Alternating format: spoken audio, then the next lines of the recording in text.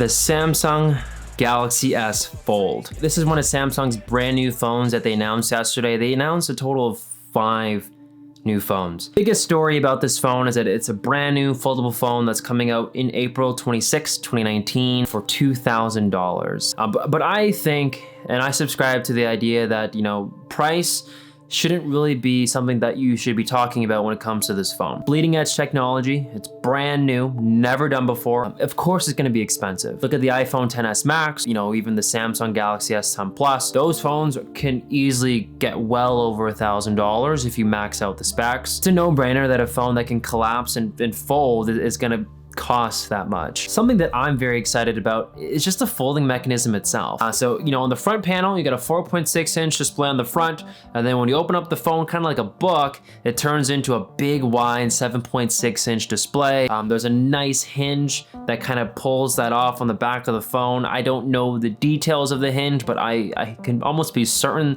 there's a lot of smart engineering behind that hinge, as well as creating the display that can actually bend. I think they call this the Infinity Flex display. That's kind of what they're touting it to be. They market this product as kind of a phone and a tablet collapsed together, and you kind of get both experiences. And I want to believe in that.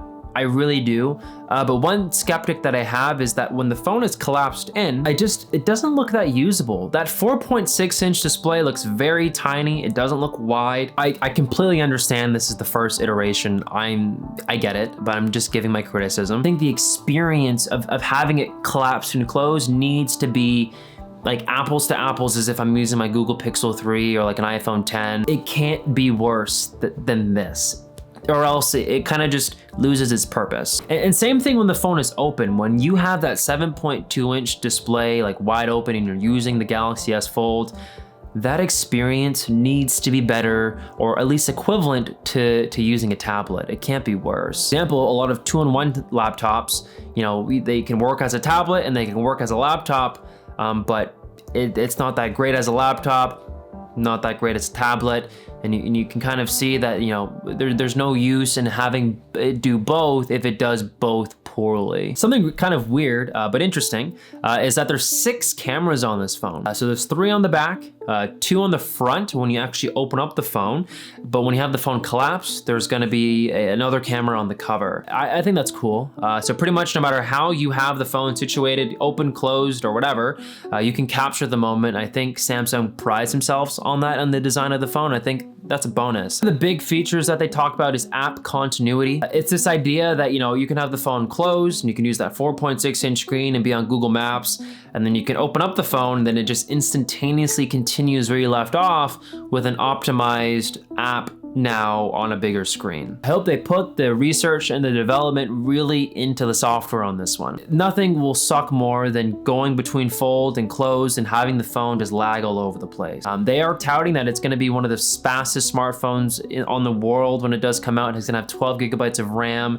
It's gonna have a really fast processor built inside. So, you know, theoretically, the experience should be smooth from open to close. They also kind of highlighted how you can do much more sophisticated multitasking with the phone being wide open. They're doing a three app multitask demo. I kind of find that gimmicky. I've never used multitask on my phone before. I've tried it. Ultimately, at the end of the day, what the biggest factor to this phone succeeding is how good of an experience is this phone gonna be when it's closed. I think we can all agree that when it's open, it's gonna be awesome. You're gonna have a lot more screen real estate. It's gonna be really cool in the hands. It's gonna catch a lot of eyes. I think where the phone really needs to shine to kind of take off with the masses is how great is it closed as a single screen phone, and how comparable is it against its, you know, rival single screen phones like a Google Pixel or like an iPhone or like a Samsung S10. But again, this is its first iteration. You know, Samsung's taking that first big step into the category of foldable phones. They're literally laying the groundwork for it. Companies like Huawei and Xiaomi are already working on foldable phones. I've read articles that Motorola is working on coming out with a foldable phone. Even the giant themselves, Apple,